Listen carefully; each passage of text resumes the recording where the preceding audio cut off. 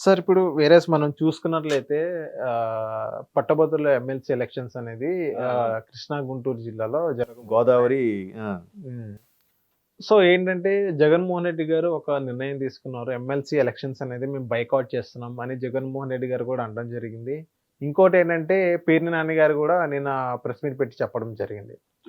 So ఎందుకు boycott చేస్తున్నారంటే అసలు ఎలక్షన్స్‌లా జరగట్లేదు అక్కడ. జరగవు అని వాళ్ళు అనుకోని ఏదైతే ఎలక్షన్ ప్రాసెస్ కూడా ఏదైతే మీ వాళ్ళే అక్కడ ఉండి ఏదైతే ఓటేయని అక్కడ మళ్ళీ ఏదైనా రిగ్గింగ్ జరిగే అవకాశాలు ఉన్నాయని చెప్పేసి వాళ్ళు ఈ ఎమ్మెల్సీ ఎలక్షన్స్ అనేది బైకాట్ చేస్తున్నారు అన్నట్టుగా జగన్మోహన్ రెడ్డి గారు చెప్పడం జరిగింది.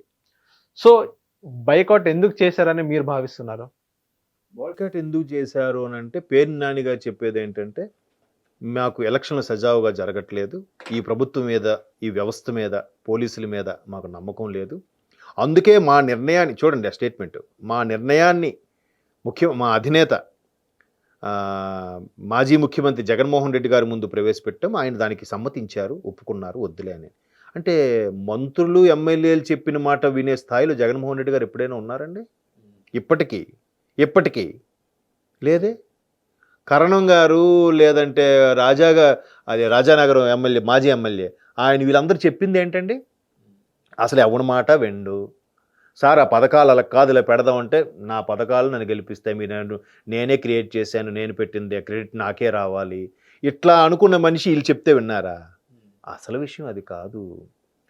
151 మంది 2019లో గెలిచినప్పుడు జగన్మోహన్ రెడ్డి గారు ఒకటి, మిగతా 10 మంది వీళ్ళు ఎవరు? పేర్ని గారు, అంబటి. మిగతా 140 మంది ఎక్కడున్నారు? ఎప్పుడైనా ఎవరైనా కనిపించారా? ఎక్కడైనా ఎవరైనా మాట్లాడారా? వాళ్ళందరూ ఎవరి పనులు వాళ్ళు చేసుకునేవారు తప్ప ఇంతగా ఇన్వాల్వ్ అయ్యి ఓవర్ యాక్షన్ చేసేసి ఎక్స్ట్రీమ్ లెవెల్కి వెళ్ళిపోయి నోటుకొచ్చిన బూతులు మాట్లాడలే. ఇప్పుడు వాళ్ళందరూ కూడా సైలెంట్గా వాళ్ళ పనులు వాళ్ళు చేసుకుంటున్నారు. పార్టీలో ఉన్నారో లేదో కూడా తెలియదు. నెక్స్ట్ మరి ఇదే గవర్నమెంట్ వచ్చిన తర్వాత ఉత్తరాంధ్రలో జరిగిన ఎమ్మెల్సీకి బొత్స గారిని నిల్చోబెట్టారుగా.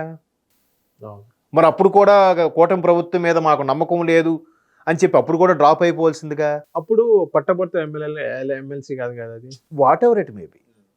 ఎందుకు అక్కడ ఓకే బొత్స గారు ఉన్నారు, కార్పొరేటర్లు, పంచాయతీ వాళ్ళు ఎక్కువ ఉన్నారు, ఖచ్చితంగా గెలిచేస్తారు అనే కాన్ఫిడెన్స్తో, పైగా అభ్యర్థి సీనియర్ నాయకుడు ఉన్నాడు కాబట్టి పోటీకి వచ్చారు. ఇక్కడ ఒక్క అభ్యర్థి లేడు. అది అసలు విషయం. అది చెప్పలేక ఒకవేళ వాడిని వీడిని బతిమలు పెట్టాము, డబ్బులు ఖర్చు పెడతాము, పెట్టరా అని చెప్పి పెట్టినా కూడా ఆడికి గెలవడని తెలుసు. పడుకున్న లేపు తన్నించుకోవడం ఎందుకు? అందుకు ఇవన్నీ చెప్పకుండా మాకు సజావుగా అవ్వట్లేదు, అందుకే మేము డ్రాప్ అయిపోతున్నాం అని హుందాగా చెప్తున్నారు. మరి అలాంటప్పుడు అక్కడ ఉన్నప్పుడు వాళ్ళకి ఎక్కువ మెజార్టీ ఉన్నప్పుడు నిజంగా ప్రభుత్వం కానీ అదే తలంపుతో ఉండి రిగ్గింగ్ చేసైనా, కార్పొరేటర్ని, పంచాయతీ ప్రెసిడెంట్లు కొనేసైనా బొత్స గారిని ఓడించి మనోని పెట్టిద్దామని కానీ ముఖ్యమంత్రి చంద్రబాబు నాయుడు గారు కానీ ఉప ముఖ్యమంత్రి పవన్ కళ్యాణ్ గారు కానీ అనుకునుంటే, వీళ్ళు అంటున్న మాటల ప్రకారం నిజంగా అలా జరిగితే ఖచ్చితంగా బొత్స గారు ఇప్పటికీ ఎమ్మెల్సీ అయ్యేవారు కాదుగా, చేసుకునే వాళ్ళుగా. వాళ్ళు అలా చేయలేదు. వాళ్ళ తరపున ఆల్రెడీ గత ప్రభుత్వంలో గెలిచిన వాళ్ళు ప్రెసిడెంట్లు, కార్పొరేటర్లు ఉన్నారు. సో మనం పెట్టినా గెలుస్తాము లేదు, గ్యారంటీ లేదు.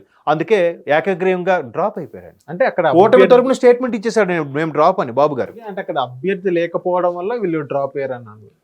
అభ్యర్థులు లేక సరైన ఉన్న వాళ్ళే నిలబడట్లేదు. గౌతమ్ రెడ్డి గారి పేరు ప్రస్తావన వచ్చింది, మళ్ళీ ఆ గౌతమ్ రెడ్డి గారు కూడా ఏమండి అది వీళ్ళు అనుకోని ప్రపోజల్ పెట్టిన పేరు, వాళ్ళని అడగకుండా, వాళ్ళ డెసిషన్ తీసుకోకుండా ఎవరు వస్తారండి? అందరూ అసలు జోగి రమేష్ గారు, అనిల్ కుమార్ యాదవ్ గారు కూడా జనసేనలో కానీ లేదా న్యూట్రల్గా ఉండిపోదామని వైసీపీకి దూరంగా ఉండే ప్రయత్నం చేస్తున్నారని వార్త వచ్చింది జస్ట్ 1 వీక్ బ్యాక్. దీంట్లో నిజం లేదంటారా? మరి అట్లాంటి మాజీ మంత్రులే పార్టీలో ఉండకుండా స్తబ్దుగా ఉండిపోయి సైలెంట్గా ఉండిపోతుంటే ఇంకెవరు వస్తారు సార్ చెప్పండి? ఇప్పుడు గవర్నమెంట్ ఉన్నప్పుడు అనుకోండి ఏదో నాకు కావాలని తాపత్రయపడతారు. ఇప్పుడు ఎవరు వస్తారండి? ఎవరుంటారండి? ఈ పేర్ని గారు, అంబటి గారు కూడా విధేయతతో ఉన్నారు. నిజంగా వాళ్ళు ఏ పార్టీలో ఉన్నా జగన్మోహన్ రెడ్డి గారు ఇచ్చిన అవకాశం వాడుకున్నారు కాబట్టి విధేయతతో ఉన్నారు. మరి ఇదే పేర్ని నాని గారు ఇంతమంది మాట్లాడుతున్నారే, గవర్నమెంట్ ఉన్నప్పుడు సజ్జల గారు ప్రతిదానికి సకల శాఖ మంత్రిగా ప్రెస్ మీట్లు పెట్టి ఆయన ఈ షర్మిలమ్మ విషయం, విజయమ్మ విషయం, ఈ ఎమ్మెల్సీల విషయం ఎంత జరుగుతున్నా ఎక్కడా కనపడరు ఎందుకు చెప్పండి? ప్రతి తుమ్ముకి దగ్గుకి మాట్లాడే వ్యక్తి జగన్మోహన్ రెడ్డి గారి మీద ఏగ కూడా కాదు, ఏగ రెక్క వాలినా కూడా స్పందించే వ్యక్తి మన మాజీ మంత్రి కొడాలి గారు. ఏమయ్యారు వీళ్ళంతా? ఇప్పుడు వీళ్ళు వెళ్ళొచ్చు కదా ఎమ్మెల్సీకి ట్రై చేయడానికి. అంటే స్టేట్ లెవెల్ లీడర్స్ కదా వీళ్ళందరూ, ఒక జిల్లాకు పరిమితమైన వాళ్ళు కాదు కదా. మరి వీళ్ళు నిలబడొచ్చు కదా. ఇప్పుడైనా లాజిక్ అర్థమైందా మీకు? సో గెలిచి పడుకొని లేపు తన్నించుకోవడం ఎందుకు, ఇంకొంచెం అవమాన భారం ఎందుకని మేము జగన్మోహన్ రెడ్డి గారితో డిసైడ్ అయ్యాం అనుకొని ఇట్లా హుందాగా చెప్పారు. అది లాజిక్. హిట్ టీవీ యాప్ ని డౌన్లోడ్ చేసుకోండి. ఇందులో short news, live news, entertainment movies అన్ని అవైలబుల్ గా ఉన్నాయి. Please download hit TV app. Hit TV app hit TV యాప్ని ఫ్రీగా డౌన్లోడ్ చేసుకోండి.